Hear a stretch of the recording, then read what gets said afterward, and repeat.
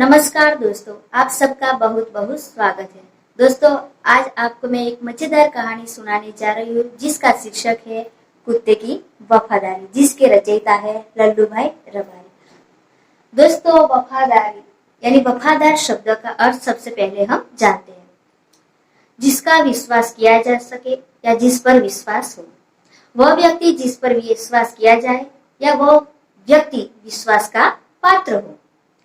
कर्तव्य, वचन, संबंध आदि का सज्जनता पूर्वक एवं सत्यता पूर्वक पालन करने वाला हो। दोस्तों, अब हम ऐसी एक सुंदर लेकिन करुणा से सभर लेकिन एक वफादारी भरी कहानी सुनते हैं, जिसमें प्राणी का मानव के प्रति और मानव का प्राणी के प्रति जो प्यार है, प्यार का बढ़ावा है, उनको देखते हैं। एक गरीब किसान था, उसका नाम मटरू था। यह मटरू है तो मटरू के पास 3-4 मुर्गियां, एक बकरी और एक छोटा सा खेत था। उसके अलावा उनके पास कुछ नहीं था। जितना था उनके पास, उससे वो खुश रहता था। ऐसे प्राणी या पालतू पशुओं से उससे ढेर सारा प्यार था। सबसे पहले वो जब खाना खाता, उनसे पहले वो खुद ना खाता और मुर्गियां, बकरियां को वो खाना खिलाता था। एक दिन की बात है, जब मटरू बाजार में सामान लेने जाता है और सामान लेके गांव में वापस लौटता है, तब रास्ते में उसे एक कुत्ता करा हुआ दिखाई देता है। तब मटरू को उस पर दया आ गई। अब छोटा सा कुत्ता है, दर्द से करारा है, तो मटरू अपने घर में से जो भी मरहम पट्टी मिली, वो मरहम पट्टी से उसकी जांच करता है, उसके शरीर पर मरहम पट्टी लगाता है और अपने हाथों से खिलाने लगता है। थोड़े दिन धीरे धीरे वो कुत्ता अच्छा होने लगा, होश में आने लगा। अब कुत्ता और मटरू के बीच बहुत गहरी दोस्ती होने लगी। मटरू जहां जाता वहां कुत्ता पीछे पीछे जाता, उसके बिना रहता भी नहीं था। यदि दिन में मटरू खेती करने के लिए जाता, खेत में काम करता, तो कुत्ता भी उसके आसपास मंडराने लगता रहता था। उसकी दोस्ती दिन प्रतिदिन बढ़ती ही जा रही। अब ऐसे ही कई साल बीते, समय बीते, मटरू बीमार होने लगा। उसको बीमारियां उसके आसपास मंडराने लगी। अब मटरू रोजाना दवा लेने के लिए वो अस्पताल जाया करता था। तो कुत्ता भी कहीं कम ना था कि अपने दोस्त है तो दोस्त के साथ वो जाया करता था। जब मटरू अस्पताल जाए तो कुत्ता भी उसके साथ जाए, मटरू खेत में जाए तो कुत्ता भी उसके साथ जाने लगा। ऐसी उनकी दिन प्रतिदिन की दिनचर्या चलती रही। मटरू को बहुत घातक बीमारी थी, इसलिए दिन बढ़ते गए और मटरू की जो बीमारी है वो शरीर में ज्यादा बढ़ने लगी, तो मटरू ज्यादा बीमार ही रहने लगा। एक दिन मटरू बाहर जाने के लिए निकला तो रास्ते में बेहोश होकर गिर पड़ा। अपना कुत्ता था, वो भी साथ में था। अब मटरू बेहोश होकर गिरा था तो कुत्ता है वो जोर जोर से भौंकने लगा और लोगों को बताने लगा कि मेरा ये जो मटरू है वो बेहोश होकर गिरा है। वो मटरू की चिंता में जो कुत्ता था वहां से भौंकते हुए जहां मटरू रहता था उसके पड़ोसी के घर गया और पड़ोसी के घर के आगे वो जोर जोर से भौंकने लगा। मटरू का पड़ोसी था मोहन, तो मोहन भी बाहर आया और देखा कि कुत्ता भौंक रहा है। तो कुत्ते के साथ कुत्ता वहां जहां मटरू बेहोश होकर गिरा था, वहां कुत्ता वो मोहन को ले जाता है और मोहन वो मटरू को अपने घर लाकर पलंग में खटिया पे लेटा देता है। तब तक जो कुत्ता था वो कुत्ता अस्पताल जाता है और वहां से डॉक्टर को बुला के लाता है, जहां अपना मटरू बीमार था मोहन के घर पर। डॉक्टर उसकी जांच पड़ताल करते हैं, मटरू को इंजेक्शन लगवाते हैं। कुछ समय के बाद मटरू को होश आया, कुत्ता भी वहां खुश हो जाता है। अचानक मटरू की आंखें जब इलाज करवाने पर खुलने लगती है तो सीधी नजर अपने कुत्ते पर पड़ती है। कुत्ते को इशारे से मटरू बुलाता है और अपने गले लगा लेता है और मटरू की आंखों से आंसू निकलती है और मटरू रोने लगता है और बोलता है कि दोस्त कि जब तुम रास्ते पर करा रहा था तब मैंने तुम्हारे पर दया की थी और आज मैं घातक बीमारी से परेशान हूँ, बेहोश हुआ, तब तूने मेरी जान बचाई। तब मैं तुम्हारे काम में लगा था, आज तुम मेरे काम में लगा। तुम्हारी वफादारी को धन्यता है कि तुमने मेरी जान बचाई है। अब मटरू को अच्छा होने लगा, कुत्ता भी खुश हो गया, मटरू भी खुश हो गया। दोस्तों, इस कहानी से हमें सीख मिलती है, कहीं मुश्किल के समय आए, संकट का समय आए तो हमें दूसरों की मदद करनी चाहिए। इतना ही नहीं, जो कोई व्यक्ति या प्राणी पशु हमारे पर विश्वास करे तो हमें भी उस पर विश्वास करना चाहिए। दोस्तों, इस कहानी से हमें यह सीख मिलती है कि हमें एक दूसरों की मदद करनी चाहिए, कभी भी किसी को परेशान नहीं करना चाहिए, चाहे वो इंसान हो या जानवर। चलिए दोस्तों, अब कुत्ते की वफादारी कहानी को हम समझते हैं। लेखक ने यहाँ प्राणी और इंसान के बीच जो प्यार भरा वफादारी भरा संबंध है, यहाँ कुत्ते और बंजारे के बीच का संबंध है, यहाँ उजागर किया है। पुराने जमाने में व्यापार का सामान ले जाने का काम बंजारे करते।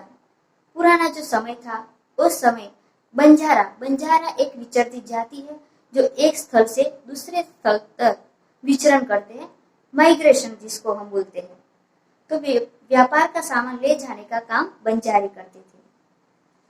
एक बंजारा था, वह अपने ऊँटों पर गांवों का माल सामान शहरों में ले जाता था और वहां से मिश्री, गुड़, मसाले आदि गांवों तक ले जाता था, जिसको हम गुजराती में बोलते हैं आयात निकास। वो बंजारा लाखों का व्यापार करता था, इसलिए लोग उसे लाखा बंजारा कहते थे। लाखा के पास एक सुंदर मजे का कुत्ता था। कुत्ता बड़ा वफादार था। रात को वह बंजारे के पड़ाव की रखवाली करता था। यदि उनके पड़ाव के पास जो चोर लुटारा डाकू जो आते तो भौंक भौंक कर उसको भगा देता था। बंजारा अपने कुत्ते की वफादारी से बहुत खुश था, प्रसन्न था।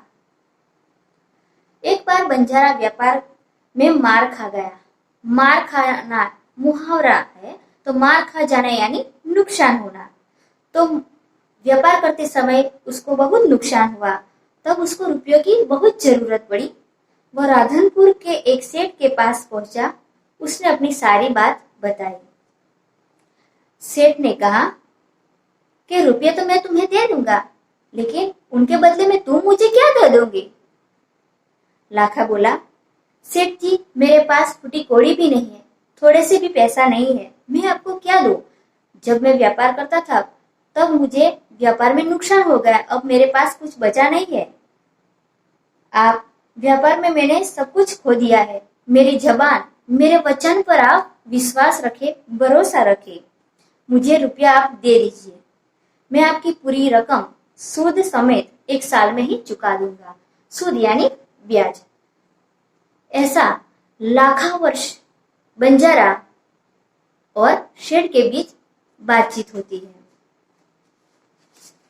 अब सेठ ने लाखा बंजारे के पर विश्वास रखना सोचा कि क्यों लाखों का उसका व्यापार है, उसके व्यापार में नुकसान हुआ है, तो मुझे उसको कुछ देना चाहिए, लेकिन उसके बदले में तो कुछ लेना तो पड़ेगा ना। उसको मैं रुपया दूंगा तो उसके पास जो भी कुछ हो तो उसके पास से मुझे कुछ लेना चाहिए। सेठ बोले, कोई बात नहीं, तुम्हारे पास यह कुत्ता तो है ना, तो तुम उसे इस कुत्ते को जमानत के रूप में मेरे पास रख दो। जब तुम सारे रुपये मुझे वापस लौटा दोगे तब तुम्हें मैं ये तुम्हारा कुत्ता वापस दे दूंगा। बंजारे को बहुत दुख हुआ, क्योंकि अपना वफादार कुत्ता है, जानवर है, उससे उनको बहुत प्यार था। अपने इस प्यारे कुत्ते को कहाँ सेठ के यहाँ गिरवी रखे।